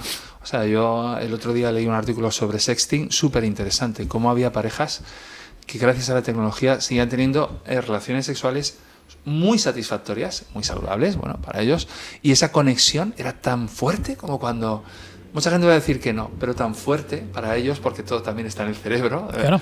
Como cuando estaban juntos, o sea, que es algo muy, muy interesante. Vamos a hablar de realidad virtual y realidad aumentada, porque esto es inmersivo, ¿no? Te aísla un poco del entorno físico en el que estás, sí. Y sin embargo la realidad aumentada es como que integra el entorno físico en el que estás para a lo mejor darte otras informaciones, ¿no? De esa realidad en la que estás, o tener a lo mejor, vosotros tenéis unas gafas con Ray-Ban que son como, no sé si es un prototipo, pero bueno, es el inicio, ¿no? de una manera de relacionarte con el mundo. Ahora, a mí me interesa más la realidad aumentada que la virtual, porque me permite seguir operando en el mundo físico, en el entorno físico. No sé tú qué opinas de estas dos. También esto, por ejemplo, para el ocio es maravilloso, ¿no? La realidad virtual, o para, como decías tú, para la formación. ¿Cómo trabajáis estas dos, realidad aumentada y virtual, en Meta? Sí, la realidad aumentada probablemente es la que tenga más usos prácticos, ¿no? en el futuro, y es probablemente también la más complicada de desarrollar, ¿no? Pero la idea es un poco eso, ¿no? Es superponer tu realidad con esta realidad aumentada donde vas a tener más información, donde vas a tener más datos, ¿no? Donde puedes ir ver algo en la calle y que tengas información sobre qué es, qué puede ser, ¿no? Ver un animal, por ejemplo, y que te diga, esa serpiente es peligrosa y es venenosa, ¿no? Y tal, claro. Todo eso con unas pequeñas gafas que no sean esto, ¿no? Esto es lo que tú dices, esto es inmersivo, vas a otra dimensión, tienes que tener cuidado de no moverte y demás, porque obviamente claro. No ves nada, ¿no? Y la realidad aumentada te permite tener más información, más capacidad de decisión y más opciones en tu día a día, ¿no? En tu cotidianeidad. Es decir, te puede permitir que mientras tú y yo estamos hablando me dé información sobre, hay una alerta, hay un problema, hay algo, ¿no? Que está ocurriendo, ¿no? Todo eso es en tiempo real, con lo cual te permite tener una información más amplia, ¿no? Es tener mucha más información. ¿Qué ocurre hoy? Piénsalo. Alguien dice algo, alguien te cuenta algo, o de repente escuchas una noticia, dicen una palabra o hablan sobre un concepto en el que no estás familiarizado, y lo primero que haces, abres y te pones a buscar. Sí. Sea en Wikipedia, al que le guste Wikipedia, sea en lo que sea, ¿no? Pero te pones a buscar esa información, ¿no? Tener esa información directamente es un avance hacia esta información, la quiero ver, la quiero saber, ¿no? Exacto. Claro. Quiero verlo, voy a comprar una botella de vino, quiero mirar la botella de vino, y en lugar de coger y decir, pues déjame que abra el teléfono, haga una foto a la botella de vino y que me dé la información de si este vino es bueno o no, si me gusta o no me gusta, ¿no? Todo eso lo tienes al alcance de tu mano, y te estoy dando ejemplos muy cotidianos, ¿no? Sí, que son los que utilizamos. O sea, yo ahora estoy hablando contigo y si activo en mi gafa de realidad aumentada porque me mola tu suéter o tu jersey y veo la marca que es y lo que cuesta y las valoraciones, a lo mejor me lo puedo comprar mientras estoy hablando contigo. Estoy hablando desde un punto de vista demasiado consumista, pero al mismo tiempo a lo mejor puede ser que me dé información sobre ti, o sea, 40 y tantos años, no voy a decir... No hay problema. Desde el punto de sentido, yo lo llamo como una especie de lasaña, te da más capas de la realidad en la que estás, ¿no? Más perspectivas, y lo interesante es que tú puedas activar o desactivar las capas con las que te quieres relacionar con esta realidad. Es verdad que esta fresa me la puedo comer, o esta seta, yo que soy intolerante a ciertos hongos y ciertas setas, ¿sí?, es venenosa o no. Ponemos ejemplos que pueden parecer tontos, pero que realmente son los que utilizamos en el día a día, ¿no? Exacto. Tiene mucha más utilidad. Y luego piensa en temas de lo que tú puedes hacer con una mezcla de distancia y realidad aumentada en operaciones, ¿no? Ya se hacen operaciones a distancia, ¿no? A través de ordenador, pero la capacidad que esto te va a hacer de conjugar todas esas tecnologías para que tú, desde un cirujano que está en un país a alguien que tienen que operar en otro país, ¿no?, con la tecnología correcta, puedas en realidad tener acceso a eso y puedas ver claramente si entras por aquí, si tienes que meter este dispositivo por debajo de las costillas o tal. Claro. Lo mismo, soy de política, no soy médico, ¿no? Pero da muchas otras posibilidades en ciencia también que hoy todavía ni conocemos, ¿no? Con lo cual la realidad aumentada creo que va a traer muchas opciones para nuestro día a día. Creo que no va a ser esto de que estemos trabajando 8 horas desde nuestra casa o 4 horas o lo que sea el horario de trabajo del futuro con estas gafas de realidad virtual. No, va a ser un dispositivo muy fácil de más llevar, ligero, lo que dices, ¿no? Nosotros con Ray-Ban hemos lanzado unas gafas que por ahora pues llevan una cámara para que puedas grabar vídeo, llevan unos auriculares para que puedas escuchar podcast o música, lo que quieras, pero hemos metido toda esa tecnología dentro de unas Ray-Ban, las Ray-Ban normales, ¿no?, que la gente usa desde hace mucho tiempo. En el futuro, algo muy similar, que no es aparatoso, que no es complicado, te va a dar mucha información aquí en la pantalla, ¿no?, y te va a permitir también evaluar riesgos, te va a permitir trabajar, te va a permitir hacer muchas cosas de una forma mucho más rápida, más visual y probablemente más agradable. Y las vamos a incorporar igual que hemos incorporado todas las tecnologías a las que nos resistíamos, sobre todo si tienen un uso cotidiano. Yo creo que nosotros, por mucho que nos guste la ciencia ficción, cuando nos hace que la cotidianidad tenga como más profundidad, incluso y más... porque antes hablábamos de la distribución, qué importante es la distribución del contenido. Cuando ya no quiero esperar a que se cargue un vídeo. Yo cuando una página web espero que se cargue, pienso que está mal alojada y no quiero volver a verla. O sea, soy así de radical. Digo, ya no puedo perder tiempo porque hay páginas que están bien alojadas. Entonces, tanto la inmediatez, la facilidad de uso, o sea, sobre todo que no te sea difícil. Yo creo que Google se adelantó. ¿Cómo se llaman esas gafas que tenéis vosotros, Jordi, las de Google? Que utilizaban realidad aumentada, las Google Glass, ¿no? Que se adelantó, yo creo, a su tiempo, sí. Que en el fondo fue un visionario. Creo que estabas tan ridículo cuando te las ponías. Estas también tenemos yo creo que hay una portada del Times, no sé si con Peter Thiel o alguien con estas gafas de realidad aumentada que digo, de realidad virtual, sí.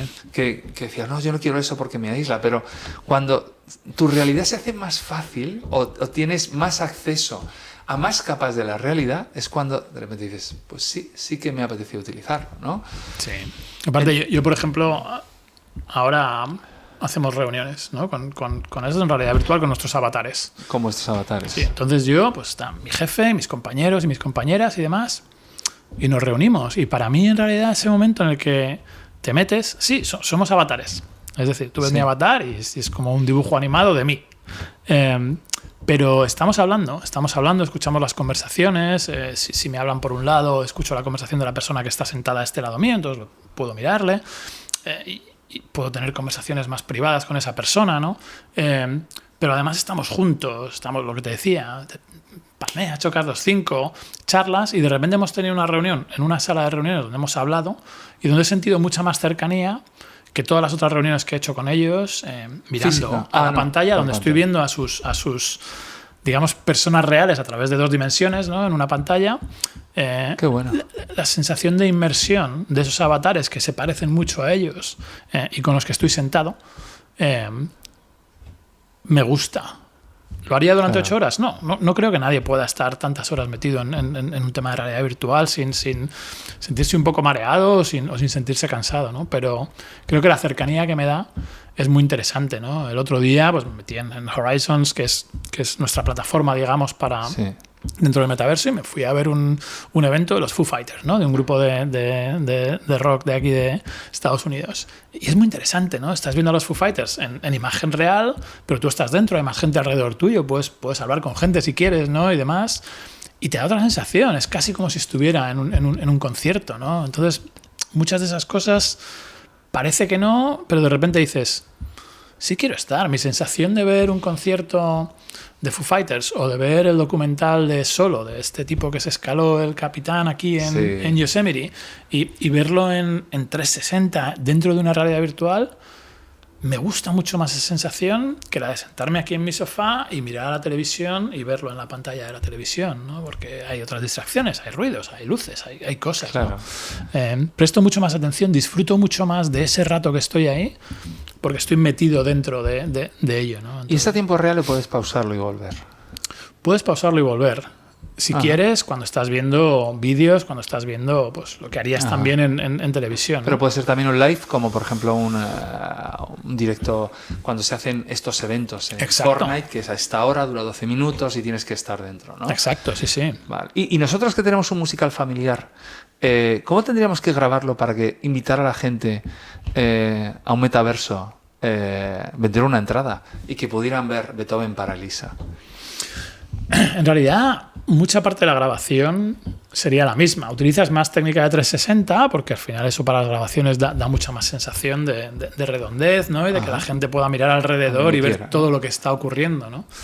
Incluso antes o después de la función podrían subir al escenario también y ver el teatro desde el escenario, ¿no? Para tener esa sensación. Y eso con 360 obviamente se consigue bastante de esa imagen. Pero bueno, en eso los expertos sois vosotros, ¿no? Pero eso fundamentalmente eso es lo que quieres, ¿no? No necesitas tener avatares para tu Beethoven. Lo podrías hacer en el futuro, ¿no? Pero en realidad tienes a los personajes reales y yo y mi avatar se sienta con el avatar de Jordi, con el avatar de Antonio en el público. Y lo estamos viendo y aplaudimos y comentamos, ¿qué te parece? ¿Has visto? Tal, ese tipo de cosas, ¿no? Entonces, esa sensación de que nosotros tres podríamos estar juntos viendo Beethoven, sabiendo que cada uno estamos en un sitio, Jordi está en Basauri, tú estás en Madrid, yo estoy en California, pero, oye, quedamos tal día porque van a ¿sabes? Van a poner Beethoven para Lisa, vamos a poder verla, ¿no? Y nos sentamos los tres y lo hablamos, ¿no? Y después pues nos vamos al Metabar a tomar este es un nombre que no existe, a tomar un vino, ¿no? Una cerveza. Bueno, pues el jueves que te ves con Zuckerberg, dile, ¿podéis hacer un huequito en Horizons para hacer el estreno me gustaría hacer un Metabar para después de Beethoven. De Beethoven para Lisa. Vale, pues sí, nos vemos ahí. Bueno, vamos a hablar entonces de hacia dónde crees tú que va el metaverso, de lo que no se habla. Quiero decir, el metaverso, ahora hablamos con clichés, ¿no? Con reduccionismos, pero ¿hay algún aspecto del metaverso del que no se hable, tú que estás dentro de la compañía, y que sea tan importante como lo que se ve a primera vista, ¿no? Voy a ponerme las gafas, soy un videojuego y tal? Algún elemento que sea o de desarrollo ingenieril, tecnológico, para dar una idea, como un glimpse a la gente del metaverso. Es mucho más que, porque es verdad que se va a poder comprar, que vamos a poder comprar incluso objetos que no existen, que son solo digitales. Ahora se habla mucho de los NFTs, de los NFTs, y se habla mucho también de la tecnología blockchain, que no sé si era parte de la ingeniería de lo que es el metaverso, que creo que no. En ese aspecto, ¿hay algo que estéis desarrollando? Bueno, a lo mejor me dices, te tendría que matar si te lo cuento, ¿no? Si nos está hablando, ¿cómo quieres que hable? Es verdad, es verdad. Aquí a lo mejor estoy metiendo la gamba, pero luego me lo cuenta a mí, ¿sabes? Fuera de gamba. A ver, yo creo, es una opinión muy personal por lo que veo, ¿no? Y por dónde veo que se están desarrollando las tecnologías. Creo que sí, obviamente va a haber una parte que está ligada al juego, que está ligada al ocio, que está ligada a los eventos musicales y demás, ¿no? Hay una parte, hay dos cuestiones importantes. Una creo que es la cuestión del trabajo del futuro, y otra es el ámbito cultural. Es decir, en el ámbito cultural hablamos de que mucho del aprendizaje que hoy, una vez más, está limitado o por tu distancia geográfica o por barreras físicas, se van a eliminar. te pongo un ejemplo, una persona que no ha podido viajar en su vida por lo que sea, por cuestiones financieras, por cuestiones de movilidad física, etcétera, va a poder viajar a cualquier ciudad del mundo, va a poder visitar el Taj Mahal si es algo que ha deseado toda su vida porque solo lo ha visto en una foto, en un libro, un día, ¿no? Va a poder ver la Torre Eiffel en París, es decir, va a poder tener experiencias a nivel cultural que le van a enriquecer y le van a permitir aprender más y aprender casi sobre el terreno, es decir, es la siguiente mejor experiencia a estar en la Torre Eiffel misma, ¿no? Claro. Por así decirlo. Entonces, a nivel de cultura y de aprendizaje va a haber mucho. Lo que te hablaba del ejemplo de los soldadores es solo un ejemplo de cómo cada vez más formación se va a poder hacer en ese entorno en el cual vas prácticamente a pensar que estás en ello y que lo estás haciendo, ¿no? Con lo cual, a nivel formativo va a ser muy importante también. El ámbito laboral es un poco lo que tocábamos antes, en el tema de decir, yo voy a poder trabajar en remoto, con lo cual mi acceso a un empleo digno, con un salario digno, no va a estar limitado por vivo en Silicon Valley, vivo en donde sea, ¿no? Sino que va a estar únicamente ligado a mis capacidades. Es decir, tengo la capacidad de hacer este trabajo, sí o no. Tengo la tecnología para hacer este trabajo desde donde esté, ¿no? Y al final no va a ser lo mismo que estoy en mi casa a través de una llamada por vídeo, donde el resto de la gente está metida en una oficina, entonces ellos en la oficina todos hablan en la sala de reuniones y yo estoy aquí en casa, oye, ¿me dejáis hablar? Tienes el mute puesto, ¿no? El famoso... todas esas... o muchas de esas barreras se van a eliminar a nivel del ámbito laboral, con lo cual mi capacidad de trabajar en la empresa que yo quiera, siempre que mis capacidades sean necesarias para esa empresa, se amplía mucho la oferta, ¿no? Para todo el mundo. En cualquier continente y país del mundo prácticamente, ¿no? Obviamente va a haber un acceso a la tecnología que va a tardar más en unos sitios que en otros. Lo que hablábamos del tema de sostenibilidad, el tema de que cada vez va a haber que hacer menos viajes, por lo menos laborales, ¿no? Obviamente los viajes de placer pues deberían seguir, ¿no? Es decir, el que pueda viajar y el que quiera viajar lo debería seguir haciendo. Yo soy un viajero impenitente, ¿no? Y creo que para mí la sensación de poder surfear en un océano o caminar por una calle o sentarme en un restaurante de un sitio en el mundo nunca me la va a dar ningún metaverso, ¿no? Pero cuando no lo puedo hacer, en realidad sí que voy a tener esa opción de ir. Entonces van a reducirse los viajes, van a reducirse los automóviles en las carreteras en grandes atascos para ir a oficinas. Todo eso creo que va a ser un impacto social y ecológico importante, ¿no? Al final hoy se habla siempre de las reducciones de las emisiones, se habla siempre de que se tiene que transformar los vehículos de gasolina a eléctricos y demás, y parte de ello es que también debería haber menos. Claro, debería haber menos, es verdad. O sea, después de la revolución digital viene la meta-revolución. O sea, igual que hemos visto centros comerciales abandonados, vamos a ver hoteles abandonados, que solo hay de convenciones. Que esa no es la idea. No, sé que estoy pintando una cosa apocalíptica, pero es verdad que habrá maneras de... pues dices... Quiero decir, el E3, que es la feria de los videojuegos de Los Ángeles, se ha ido a tomar por culo. Quiero decir, ahora la gente lo que hace es poner vídeos uno detrás de otro. Está pregrabado el evento en directo con... Y entonces, pues esos hoteles y esas ciudades que de repente traían a 100.000 personas en un momento dado, o el CES, el CES o el NAB, en el que acabamos de estar aquí, pues se tendrán que alimentarse a lo mejor de otros eventos, o incluso la ciudad estará hecha menos para los automóviles, como está hecha ahora, y más para el uso público compartido también. O sea, yo creo que ahí nos vamos a ir adaptando. El que quiera verlo de manera apocalíptica lo puede ver, el que quiera verlo de manera más cívica, más social o más, más optimista también lo puede ver. Vamos a acabar esta charla con dos cosas, después de que me digas tú lo que me vas a decir ahora. Perdona, que te vuelvo a interrumpir, Antonio. Yo creo que hay una cosa que es muy interesante. Si tú piensas hace 50 años, hay empleos que existen hoy que hace 50 años no se pensaba que fueran a existir ni que pudieran ser un empleo, ¿no? Y esos existen hoy. Hay mucha gente que trabaja en ellos, ¿no? Porque han sido empleos que la tecnología o el desarrollo de la sociedad ha dado lugar a esas necesidades que antes no se conocían y por tanto se decía, cuando esto ocurra, la tecnología va a hacer que haya más personas desempleadas, ¿no? En realidad las sociedades evolucionan, ¿no? Entonces lo que tú dices, habrá cosas que se utilicen menos, no habrá el evento de Los Ángeles. Lo que va a ocurrir es que los trabajos del futuro hoy no los conocemos, ¿no? Con lo cual va a haber nuevos trabajos que hoy no conocemos y va a seguir habiendo una evolución social en la cual las diferentes capacidades, la enseñanza que se dé, va a ser adecuada a ese futuro, ¿no? Donde la sociedad va a seguir moviéndose. Entonces, el tema apocalíptico de la tecnología, yo creo que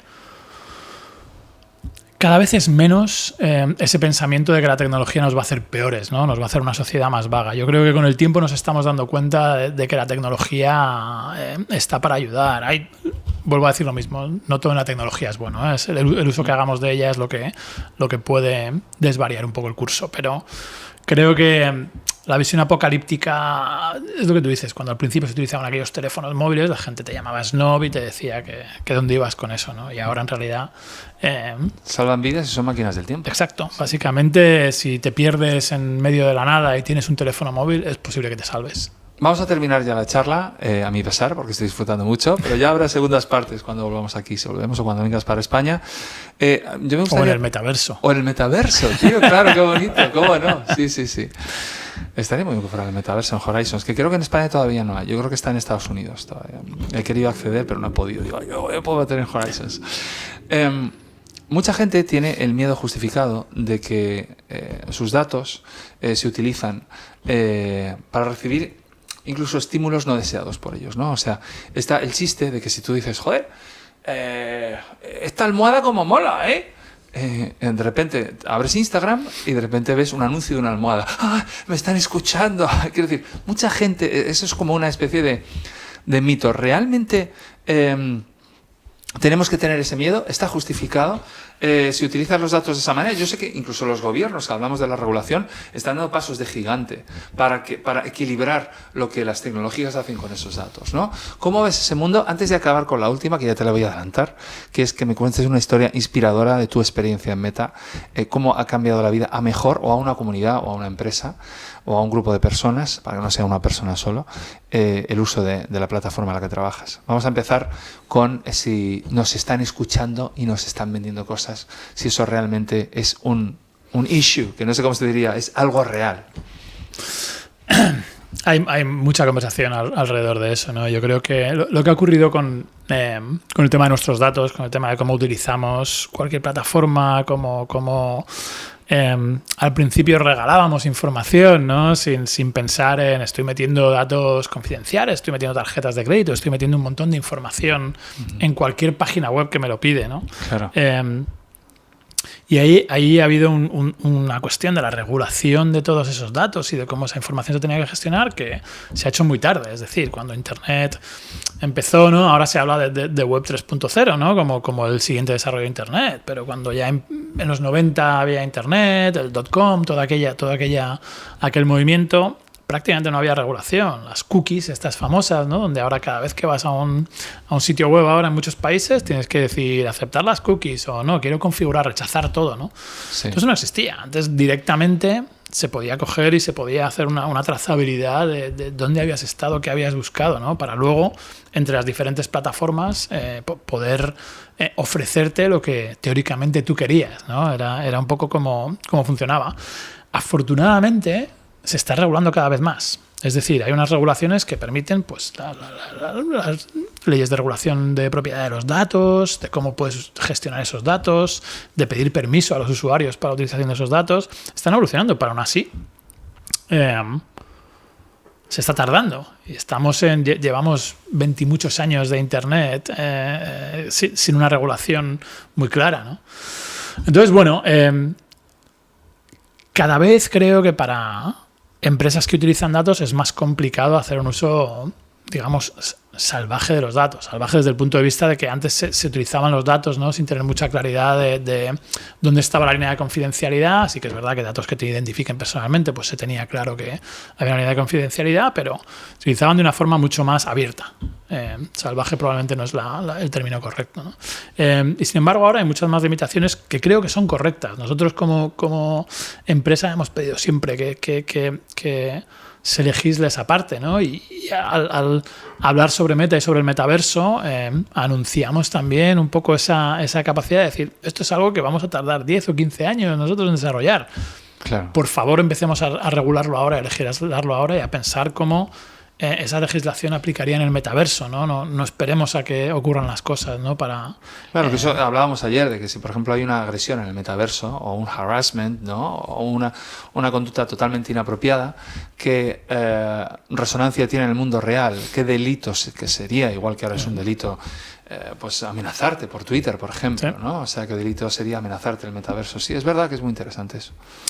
Pero la cuestión es esa, la cuestión es que hemos compartido durante mucho tiempo muchos datos y hay mucho, es decir, tú haces una búsqueda en Google y a Google hace mucho tiempo que tal vez le diste permiso también pues para hacer una cierta trazabilidad. Entonces luego abres tu Facebook o abres tu cualquier otra plataforma que tenga anuncios y vas a ver a lo mejor lo que estabas buscando antes, ¿no? O en Amazon o lo que sea. Al final es una trazabilidad que entre todos hemos dado permisos, ¿no? a las empresas para que utilicen nuestros datos porque tenía un interés para nosotros también. Es decir, yo cuando le digo a Google si utiliza mis datos es porque luego quiero, la próxima vez que lo abra, quiero que no me diga, mete otra vez tus contraseñas o identifícate o ¿dónde vas? Vas otra vez a tu trabajo, ¿no? Ese tipo de cosas. Es decir, para mí me da un uso más fácil. Mi contrapartida le estoy dando datos. Entonces esos datos van a través de la web a muchos sitios, ¿no? Entonces, ¿te escucha tu teléfono? Yo creo que no.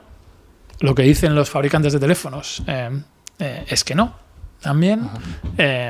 Pero durante el tiempo todos hemos dado mucha información y hemos dado muchos datos a través de Internet y ahora hay esa trazabilidad de que todo lo que buscamos antes o después nos va a aparecer, nos va a seguir y si te buscas a ti mismo en Google o en el buscador que utilices, pues saldrán fotos tuyas y cosas que dices, ¿esto por qué está aquí? ¿No? Claro, pues ¿dónde porque está? en algún momento lo hiciste público o alguien que conectaba contigo lo hizo público, ¿no? Al final es también el tema ese, que a veces no son las cosas que hagamos nosotros, sino las cosas que hacen otros con los que estamos conectados y que al final esa conexión hace que nos relacionen con esos mismos datos que otras personas han compartido, ¿no? Es muy complejo, ¿no? Es algo que no se puede simplificar. Sí, pero yo agradezco esa regulación del sentido común, porque ahora si la televisión me pide permiso para escucharme de vez en cuando, yo le puedo decir que no.